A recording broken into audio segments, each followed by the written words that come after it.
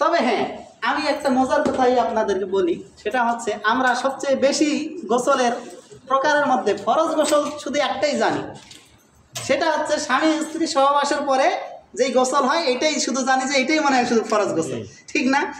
100% মানুষের মধ্যে 95% মানুষ এটাই জানে যে স্বামী স্ত্রী সহবাসের পরে যে এই গোসল করা হয় এটা হলো ফরজ গোসল। আমরা এতটুকু জানি, কিন্তু আরও যে ফরজ গোসল আছে আমরা কিন্তু এতটুকু জানি না। এখন আপনি 10 বছর আগে পড়ছে, 10 বছর পর্যন্ত তার এগুলা বেরও করেনি। তাহলে তৃতীয় নম্বর ফরজ গোসল, তৃতীয় নম্বর প্রকার হচ্ছে স্বামী স্ত্রী যদি মিলন করে তাহলে তার উপর গোসল ফরজ। চতুর্থ নম্বর ফরজ গোসল হচ্ছে পুরুষ হোক অথবা মহিলা হোক, ছেলে হোক অথবা মেয়ে হোক, তাদের যদি স্বপ্নদোষ হয় তাহলে তাদের উপর গোসল ফরজ। এবং মেয়ে মানুষ যারা আছে, মেয়েদের যদি ঋতুস্রাব হয়, ঋতুস্রাব দ্বারা সাবালিকা হয়, প্রথম ঋতুস্রাব হওয়ার পর সাবালিকা যদি হয় তাহলে তাদের উপর গোসল ফরজ। এগুলো আমাদের আলিমের মধ্যে একেবারে বিস্তারিত পড়াইতো, একবারে সব কিছু উন্মুক্তভাবে পড়াইতো, সব কিছু সুন্দরভাবে। পঞ্চম নম্বরে হচ্ছে স্ত্রী লোক অর্থাৎ মেয়ে লোক যারা আছে, এই লোকের ঋতুস্রাব যদি বন্ধ হয়, ঋতুস্রাব বন্ধ হলে তার উপর গোসল ফরজ। মাইক থাকলে বোনরা শুনে এটা উপকৃত হইতো। তো যাই হোক, এটা হচ্ছে 5 প্রকার গোসল ফরজ, 5 প্রকার গোসল ফরজ। এখন যদি আমি আপনাকে প্রশ্ন করি যে কয় প্রকার গোসল ফরজ, আপনি বলতে পারবেন না। আপনি কিন্তু দেখেন, আমি আপনাকে একটা টিপস দিয়া দেই, এই সুন্নত গোসল আমাদেরকে শিখতে হবে। ফরজ গোসল আমরা শিখলাম, এখন আমরা শিখব সুন্নত। 1 নম্বর, আমরা প্রতি শুক্রবারে আমরা বাধ্যতামূলক কিন্তু গোসল করি, ঠিক না? জুমার নামাজ আদায় করার পর আপনি যদি নিজে না করেন তাহলে আপনার স্ত্রী বলবে যে না, গোসল করে জমা যাইও না, গোসল না করে জমা যাইও না, ঠিক না বলেন? আমাকে আমার আম্মা বলবে যে গোসল করো তারপরে জমা যাও, কারণ গোসল না করে জমা যাইতে দিবে না। এটা আমরা প্রসিদ্ধ আমাদের হয়ে গেছে। এই যে শুক্রবারের মধ্যে, শুক্রবারে আমরা যে গোসলগুলি করি, গোসলটা করি, এটা হচ্ছে সুন্নত গোসল, বলেন না সুবহানাল্লাহ। এটা হচ্ছে স্পেশালভাবে এটা রাসূল সাল্লাল্লাহু আলাইহি সাল্লামের একটা সুন্নত, এই জুমার দিনের গোসল। তাহলে আমরা ফরজ গোসল পাইলাম 5 প্রকার, সুন্নত গোসল পাইলাম কেবল 1 প্রকার, আরও আছে। দ্বিতীয় নম্বরে সুন্নত গোসল হচ্ছে এই যে গত ঈদুল ফিতর গেল, ঈদুল ফিতর অর্থাৎ রোজার ঈদ, আর একটা সামনে আসতেছে ঈদুল আজহা। আচ্ছা, আপনি বলেন তো, আপনি খুব পবিত্র, আপনার মানে আপনি খুবই পবিত্র, ঈদের আগের দিনও গোসল করছেন, নতুন কাপড় ঈদের আগের দিন আপনি পরে আসেন। এই অবস্থায় যদি আপনি ঈদের দিন গোসল না করেন, আপনার পরিবার কি আপনাকে ঈদগাহ যাইতে দিবে? না, দিবে না। কিন্তু আপনার পরিবার যেভাবে হোক আপনাকে ঈদের দিন গোসল করে তারপর ছেড়ে দিবে, যে গোসল করো তারপরে যাও। জুমার দিনও তাই। আবার 2 ঈদের দিন, 2 ঈদে আমরা যে গোসলটা করি, এই 2 ঈদের দিনের গোসল হচ্ছে সুন্নত গোসল, বলেন সুবহানাল্লাহ। এটা রাসূল সাল্লাল্লাহু আলাইহি ওয়াসাল্লামের স্পেশালিস্ট একটা সুন্নত। তাহলে 2টা সুন্নত গোসল পাইলাম। তৃতীয় নম্বর সুন্নত গোসল হচ্ছে, আপনারা যারা হজ করছেন, হজের দিন, এই হজের দিন হাজিগণকে আরাফাতের ময়দানে অবস্থান করানোর জন্য, অবস্থানের পর আমাদের নুরি সাহেব হুজুর সুন্দরভাবে বলতে পারবেন, কারণ তিনি সেই গোসল করছেন। আলহামদুলিল্লাহ, আমরা দোয়া করি আল্লাহ তাআলা যেন আমাদেরকে একবার নিয়ে যায়, বলেন আমিন। তো হজের দিন হাজিগণকে আরাফাতের ময়দানে, এই যে আমরা ফায়েজ বাতানোর সময় বলি আরাফাতের ময়দান, এই আরাফাতের ময়দান হচ্ছে কিয়ামতের মাঠ। আল্লাহু আকবার বলেন। এই আরাফাতের ময়দানে,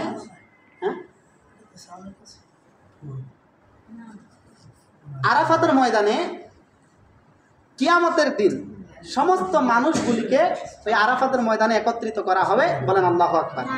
এই আরাফাতের ময়দানে যে গোসলটা করানো হয়, আরাফাতের ময়দানের এই গোসলটা হচ্ছে সুন্নত গোসল, সুবহানাল্লাহ বলেন। তাহলে 3টা গোসল আমরা পাইলাম সুন্নত। চতুর্থ নম্বর সুন্নত গোসল হচ্ছে হজ কিংবা ওমরার জন্য এহরাম বাঁধার জন্য নিয়ত করার সময় গোসল করে।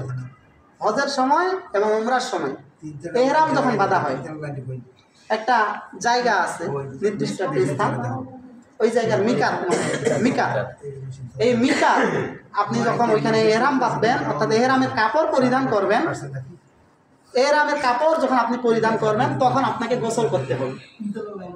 এই ইহরামের কাপড় পরিধান করার সময়ের যে গোসল, এটা হচ্ছে সুন্নত গোসল। বলেন সুবহানাল্লাহ। তাহলে সুন্নত গোসল হচ্ছে 4 প্রকার। কয় প্রকার বলেন তো? এখন আপনাদেরকে আমি আরেকবার প্রশ্ন করি শুরু থেকে যা বললাম, আপনারা বলেন গোসল মোট কত প্রকার? গোসল আমি একটু আগে বলেছি, গোসল মোট কত প্রকার? 1 নম্বরে ফরজ, ওয়াজিব, সুন্নত, মুস্তাহাব। এই ফরজ গোসল কয় প্রকার? 5 প্রকার। এটা তো আমরা জানলাম। সুন্নত গোসল কয় প্রকার জানলাম? 4 প্রকার। আলহামদুলিল্লাহ বলেন। 1 নম্বর মুস্তাহাব গোসলের প্রকারগুলির মধ্যে আপনারা হয়তো অনেকে জানেন, অনেকে জানেন না। সেটা হচ্ছে লাইলাতুল বরাত। লাইলাতুল বরাতের রজনীতে যে গোসল করে, লাইলাতুল বরাতের দিনে বা লাইলাতুল বরাতের রাতে, আপনারা কি এটা জানেন যে এই রাত্রে গোসল করা অনেক সওয়াবের কাজ? জানেন? এই রাত্রে লাইলাতুল বরাত, এই রাত্রে গোসল করলে আল্লাহ রাব্বুল আলামিন তার গুনাহগুলি, সগীরা গুনাহগুলি ঝরায় দেয়। বলেন সুবহানাল্লাহ। এই লাইলাতুল বরাতের গোসল, এটা হচ্ছে মুস্তাহাব গোসল। আরেকটা গোসল আছে মুস্তাহাব, সেটা হচ্ছে লাইলাতুল কদর। লাইলাতুল কদরের রজনীতে গোসল করা, এটা হচ্ছে মুস্তাহাব। বলেন সুবহানাল্লাহ। তাহলে আমরা মুস্তাহাব গোসলের মধ্যে পাইলাম 2টা। একটা হচ্ছে কি? লাইলাতুল বরাত, অর্থাৎ শবে বরাতের যেই রজনীতে মানুষ গোসল করে। আমাদের অনেকের সুযোগ হয়েছে, অনেকের সুযোগ হয় না। তবে আপনারা নেক্সট স্টেপ স্মরণ রাখবেন, যখন লাইলাতুল বরাত আসবে রাত্রিবেলা আপনি গোসল করবেন, রাত্রিবেলা গোসল করবেন। এর মাধ্যমে আল্লাহ তাআলার রহমতের মাধ্যমে আপনার গুনাহগুলি ঝরে যায়। বলেন সুবহানাল্লাহ। লাইলাতুল কদর, যেহেতু এই রাত্রি 1000 মাসের চেয়ে উত্তম রাত্রি, এই রাত্রে গোসল করা মুস্তাহাব। এই রাত্রে গোসল করলে আল্লাহ তাআলা গোসলের মাধ্যমে গুনাহগুলি ঝরিয়ে দেয়। বলেন সুবহানাল্লাহ। আমরা সবাই জানি, কেন সবাই জানি যে 2টা রজনীতে আল্লাহ রাব্বুল আলামিন বান্দার দোয়াও কবুল করে এবং বান্দার গুনাহ ক্ষমা করে। সুবহানাল্লাহ বলেন। একটা হচ্ছে কি? লাইলাতুল বরাত এবং লাইলাতুল কদর। এই 2 রজনীতে আল্লাহ রাব্বুল আলামিন বান্দার যেমনভাবে গুনাহ ক্ষমা করে, তেমনিভাবে এই বান্দার দোয়া কবুল করে। কখন করে? আপনি যদি গোসল করেন, আল্লাহ রাব্বুল আলামিন চাইলে এর ওসিলায় আপনার সব কিছু ঝরিয়ে দিবে। বলেন সুবহানাল্লাহ।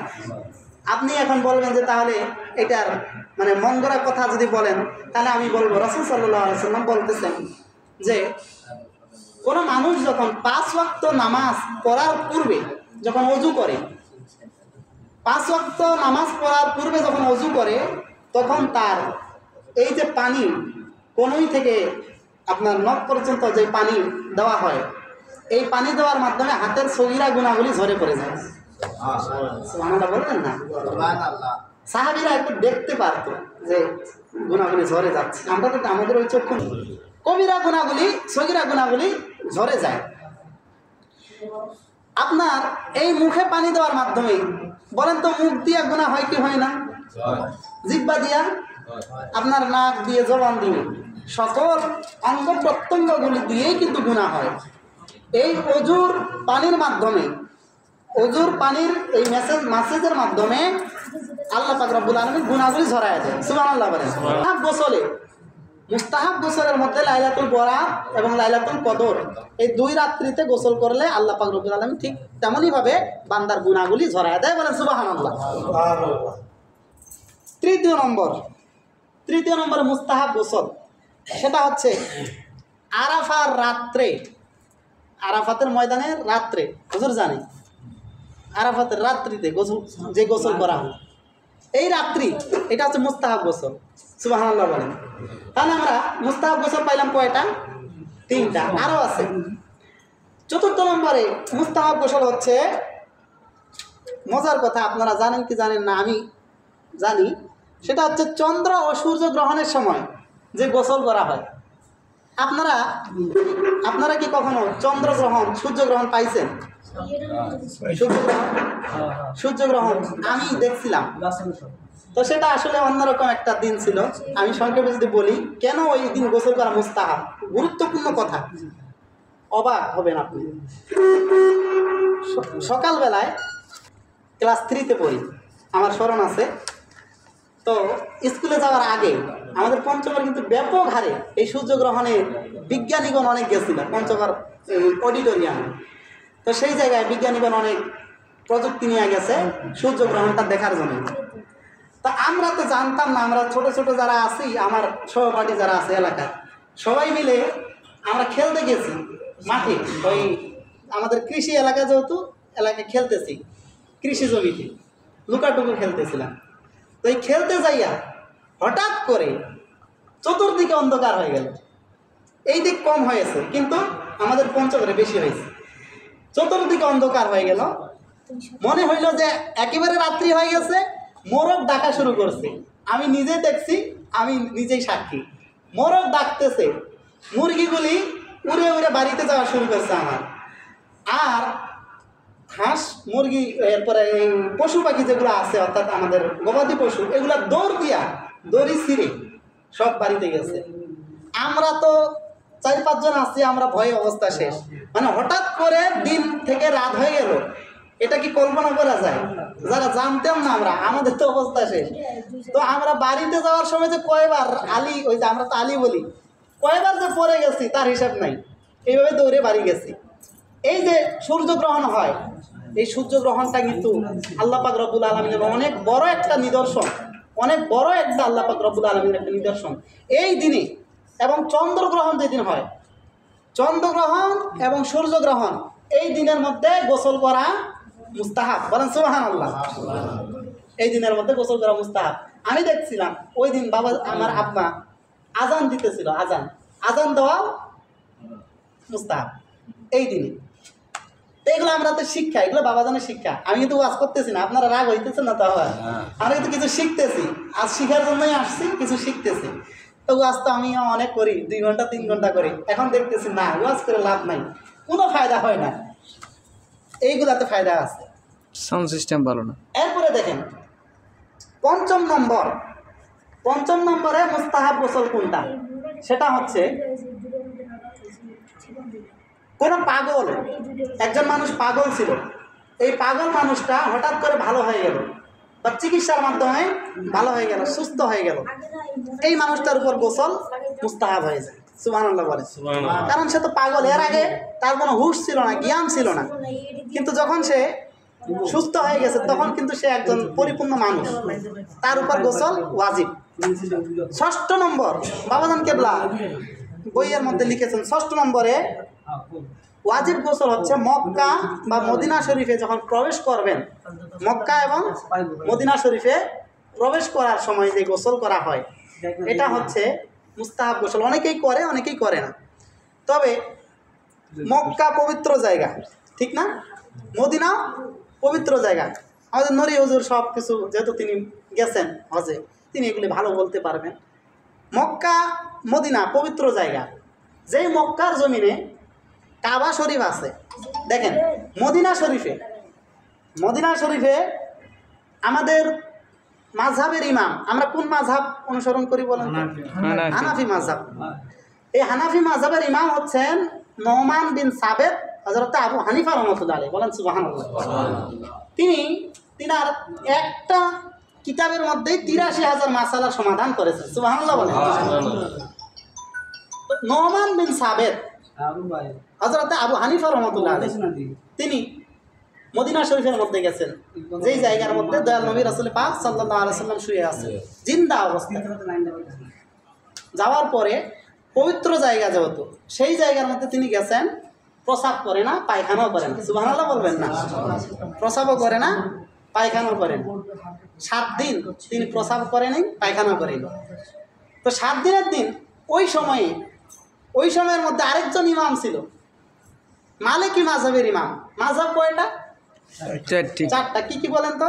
হানাফি, মালিকি, শাফি, এই তো মাশাআল্লাহ, হানাফি মাযহাব, শাফিঈ মাযহাব, হাম্বলি মাযহাব এবং মালিকি মাযহাব। তো এই চার মাযহাবের আমাদের বাংলাদেশে কিন্তু হানাফি মাযহাব বেশি।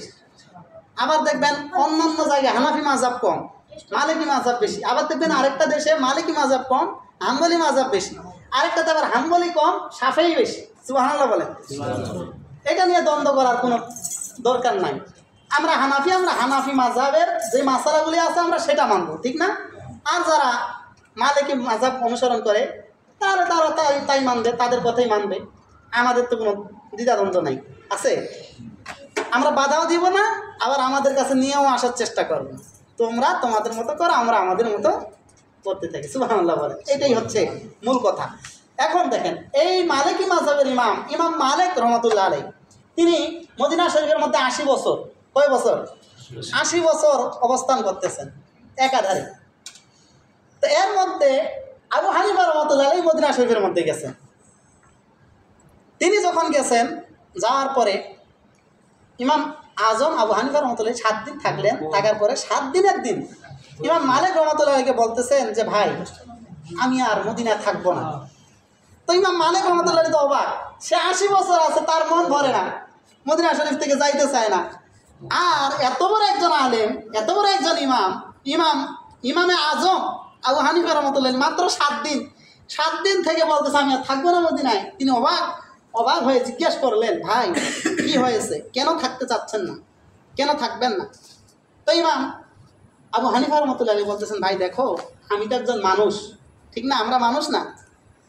আমি তো একজন মানুষ, তো আমার প্রস্রাবের প্রয়োজন, আমার পায়খানার প্রয়োজন। তো আমি এই 7 দিন যে আছি মদিনায়, আমি একদিনও প্রস্রাব করি নাই, পায়খানা করি না। আল্লাহু আকবার বলেন। কেন? দেখেন, তিনি বলতেছেন, তাহলে কেমনে ছিলা এই এতদিন, কেমনে থাকছেন এই মদিনায় 7 দিন? তো ইমাম মালিক রহমাতুল্লাহ আলাইহি বলতেছেন, 7 দিন তাহলে কেমনে ছিলেন? আবু হানিফা রহমাতুল্লাহ আলাইহি বলতেছেন, আমি 7 দিন ছিলাম, প্রতিদিন একটা করে খেজুর খাইতাম। কয়টা? একটা খেজুর খাইতাম, যেন আমার ক্ষুধার যন্ত্রণায় যেন আমার মৃত্যু না হয়। আল্লাহু আকবার বলেন। আর হাতের তালুতে একটু পানি নিয়ে আমি এই পানিটা পান করতাম, হাতের তালুতে জিহ্বা দিয়ে, যেন হাতের তালুতে পানি নিয়ে পানি পান করার ফলে আমার প্রস্রাবের চাপ আসতো না। কারণ পানি খাইতাম অল্প, শুধু জিহ্বাটা, কলিজাটা একটু ভিজিয়ে রাখার জন্য আমি একটু পানি পান করতাম। কেন? যেন আমার প্রস্রাবের চাপ না আসে। বলেন না আল্লাহু আকবার। তো এইভাবে আমি 7 দিন থাকলাম। তা আজকে আমি আর পারতেছি না, আমার প্রস্রাব করার প্রয়োজন হচ্ছে, পায়খানা করার প্রয়োজন হচ্ছে, আমি মদিনা শরীফের মধ্যে থাকবো না, আমি মদিনা শরীফের বাইরে গিয়ে প্রস্রাব করবো, পায়খানা করবো। এই মদিনার জমিনে, এই মদিনার মাটিতে আমি কেমনে প্রস্রাব করি, পায়খানা করি? যেই মদিনার ময়দানে, যেই মদিনার জমিনে আমাদের জিন্দা নবী রাহমাতুল লিল আলামিন, গোটা বিশ্বের জন্য যিনি রহমত, তিনি যেই জায়গার মধ্যে জিন্দা অবস্থায় শুয়ে আছেন, ওই জায়গার মধ্যে আমি আবু হানিফা কেমনে প্রস্রাব করবো, পায়খানা করবো? বলেন না ইয়া রাসূলুল্লাহ। তো ভাইরা, তাহলে মক্কা শরীফ, এই কথাটা আমি কেন বললাম? দেখেন, এটারও তো একটা যুক্তি আছে, যেই জন্য বললাম। সেটা হচ্ছে এই যে মক্কা, বাবাজান কেবলা তার কিতাবের মধ্যে লিখেছেন যে মক্কা বা মদিনা শরীফে প্রবেশ করার সময় বা প্রবেশ করার পূর্বে যে গোসল করা হয়, এই গোসলটা হচ্ছে মুস্তাহাব গোসল। এই জন্য, কারণ সেটা হচ্ছে পবিত্র জায়গা, সেটা হচ্ছে পুণ্যভূমি, পবিত্র জায়গা। ওই জায়গার মধ্যে আপনি যখন প্রবেশ করবেন, তখন আপনি গোসল করেই প্রবেশ করবেন, মুস্তাহাব। বলেন সুবহানাল্লাহ।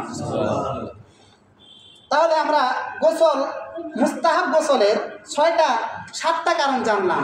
আরেকটা বাকি আছে, সেটা হচ্ছে কাফের। কি? কাফের, অস্বীকারী। কাফের মানে কি?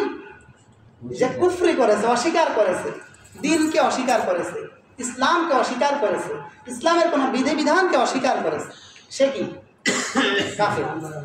তো এই কাফের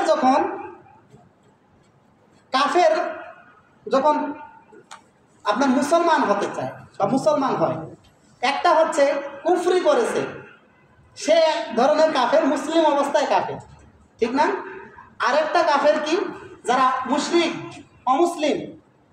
অমুসলিমরাও কাফের, আবার মুসলমান থাকা অবস্থায়ও ইসলামের কোনো বিধিবিধানকে অস্বীকার করার ফলে সেও কি হয়? কাফের হয়। আপনি নামাজ পড়েন না, নামাজ পড়েন না, কিন্তু নামাজ না পড়ার ফলে আপনার গুনাহ হবে, ঠিক কিনা বলেন? নামাজ না পড়ার ফলে কি হবে? গুনাহ হবে। কিন্তু নামাজকে যদি আপনি অস্বীকার করেন যে নামাজ লাগবে না আমার, তাইলে কি হবে? কাফের। কাফের হবে। কথা কি ক্লিয়ার ভাইরা? কাফের, কাফের একটা হচ্ছে নামাজকে অস্বীকার করার ফলে সে কাফের হয়ে যায়, আর নামাজ পড়ে না তাহলে সে গুনাহগার হয়ে যায়। নামাজ না পড়ার ফলে কি হয়? গুনাহগার হয়, পাপী হয়। আর নামাজকে অস্বীকার করার ফলে কাফের।